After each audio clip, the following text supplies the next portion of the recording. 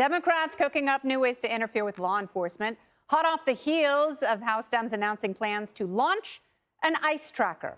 Freshly indicted New York Attorney General Letitia James is setting up a snitch line, a new portal where residents can send in photos and videos of ICE operations. And over in Los Angeles, an activist is reminding agents they're not the only ones with guns. Watch this.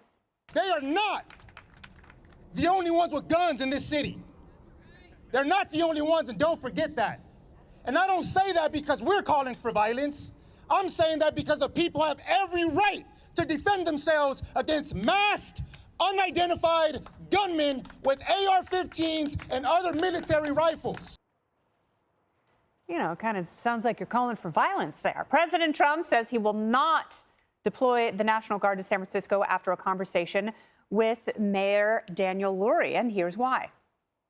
Some friends of mine, very successful people, Mark, who's everybody knows him, and Jensen, everybody knows Jensen, NVIDIA, and others called me from San Francisco, and they said, we're working really, really hard with the mayor, and we're making progress. Would it be possible for you to hold off the surge? We are holding off that surge, everybody, and we're going to let them see if they can do it. I said, I think we can do it much faster. I know we can do it faster. All right, so Dana, let's talk a little bit about this reversal. It's very interesting because it wasn't necessarily the mayor. It is some of these tech giants who have gone to the White House and talked to the president. They're the ones who are affecting policy, calling him directly and getting him to hold off on the National Guard. What does that say to you? Well, the reason that Daniel Lurie is the mayor is because I can't remember the name of the previous London mayor. Breed. That was a disaster. Yes. And everything was going to hell in a handbasket. Watch your mouth. I feel like Kennedy when I said that. And so he's actually taking steps to make it better, and he's got the buy-in from the community. So then, and they're willing to call the president. They have a relationship with him. And so we've been saying about the Democrats, you've got a problem with immigration, the shutdown, whatever it is, ask to meet and just be willing to go 60% of the way there, and he'll be there for you. And so I think that's partly what it is. And if they can show that they are making progress, then why would you send the National Guard there? That wouldn't make sense. On the fact that the Democrats are thinking about this ICE tracker, to me, that is such clear obstruction of justice. And you have to wonder, like, where's the dad of the Democratic Party? Where is dad to say, no, you are not doing that. Go to your room, think about what you've done, and then we can talk about it later. I don't see how that is not illegal, but I don't know the mechanism by which they pull it back. Well, let's talk about that. I know. Now I'm looking at the lawyer. Well, no, because Paul, you're not only a former NYPD detective, Sergeant. Inspector. That's right. Close enough for cable TV. These are very important terms that we'll hash out later. You're also a lawyer. So I sense there's a little bit of disappointment from the San Francisco district attorney, who was saying that if, in fact, the National Guard or ICE agents go into San Francisco, that they will be arrested by local law enforcement and prosecuted. Yeah, Your thoughts on that? Good luck with that. We got this thing, the Supremacy Clause, all right? And under the Supremacy Clause, federal law trumps state law. And what they're relying on with that is that we're going to watch every bit of police brutality, ICE brutality, and we're going to charge state like assault charges or something like that. It's not going to happen. It's never going to come to that. And I'm going to tell you one of the reasons it's not going to come to that. It's for the right reason. Because if you see these films, these ICE guys are taking tremendous abuse. It reminds me of the films that I saw in 2020 during the quote-unquote Summer of Love. My cops would be out there. I was out there.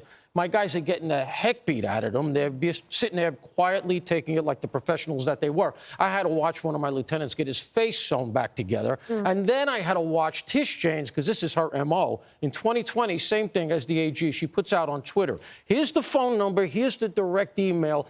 Get to me with any instances of police brutality that you see. I'm walking with one of my guys. There's a guy on top of a car screaming and yelling. He says, yo, get down off of that. The guy very calmly, this is a true story, pulls out his wallet, shows him ID from the mayor's office. De Blasio sent his people out to watch the cops. Meanwhile, they're trying to keep Macy's from burning down. They did $1 billion in change and damage.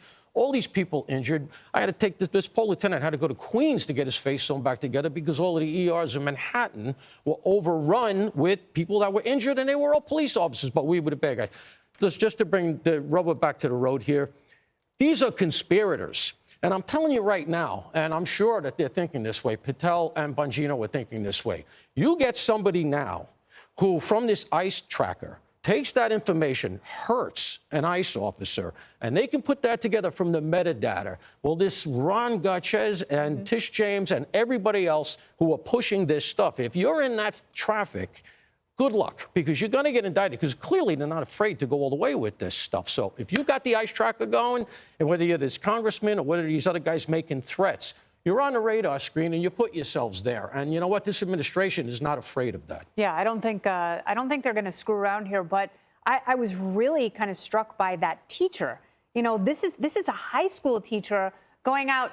Basically, he is inciting violence because, you know, he's trying to sound like a tough guy, saying, well, we're in South Central. You know, cops aren't the only ones with guns. What does that say to you? Well, they're always teachers, aren't they? The one that was like this. Yeah, why? Always teachers. And a lot of them are elementary school teachers, which just scares the crap out of you. And they're not even attractive, Jesse. Never have we seen an attractive teacher threaten an ICE agent. No, never. Not that we want to, and not that we look at these things. Well, Van Greg Halen does, would be mostly. upset. But what happens is, so if you get more violence against ICE, all Trump's going to do is put more guard in to protect ICE. And then what's going to happen? There's going to be another reaction, and it goes up the escalation ladder. And that's kind of what they want. They want to escalate. They want to rumble in the streets. It's clear. And it's going towards a civil war. No one wants that. You can't have cities, state, and federal agents all at war with each other. Nancy Pelosi said... They don't want that either. No one wants that. Nancy Pelosi said if the ICE agents come into San Francisco, or the Guard, that the San Francisco Police Department should blockade them and arrest them. Yes. What kind of collision course are we on here? And it didn't take Newsom to settle things, right? It took businessmen. Yep. It took a mayor. The businessmen are running this country. The politicians have stepped out. They have no juice. None at all. Right. And if you're an agent, you're already on a cartel hit list, and now you're on a list from your own government, and they're basically saying they're going to debank you, they're going to make sure you can't say what you want online, you're never going to work in government again.